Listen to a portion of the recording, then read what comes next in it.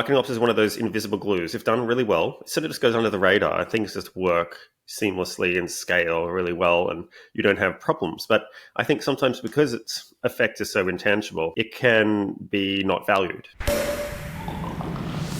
I got my start in ad tech, a bit of growth marketing, manager of largely B2B SaaS organizations, marketing operations professional community, otherwise known as the Mo Pros. We're working hard to elevate the function every single day. Marketingops.com.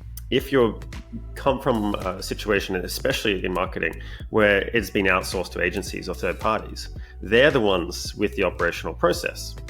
So then, unless you've ever worked in an agency where things do have to scale and it's very complex, a lot of coordination goes on, and you're not seeing that, you're not appreciating it, and then you try to bring something back in-house, you realize, how complex it actually is, and you need this process. You can't just buy a tool, start executing, and bang, everything works. There's a lot of the glue that needs to pull that together. Sometimes it's because it's been outsourced. Sometimes it's because just the nature of the things are working, and you don't realize how much goes into keeping the system sort of up and running. Definitely sort of that invisible work that happens it's very difficult. In a marketing operations function, showing what it is that you're working through, we have to orchestrate our own sort of processes around what's the intake flow for actually getting a campaign out the door? How long does that happen? How many of those happen in a certain amount of time? Are there any errors or integration failures that we're fixing?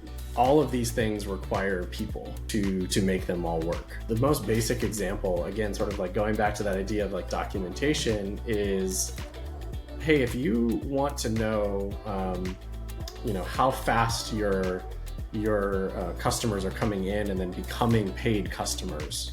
So let's use it in a B2B context. There's probably some stage gates that you could start to instrument.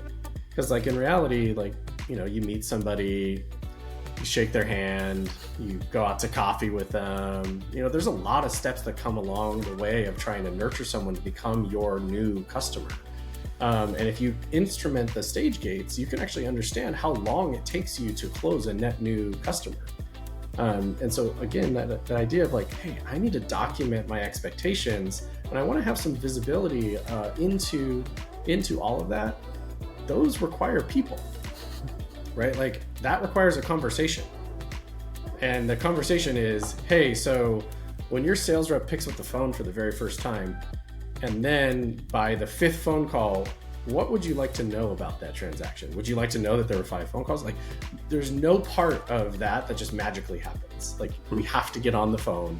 I have to ask you these questions, and you have to be able to know what you're looking for, right? It's it requires people.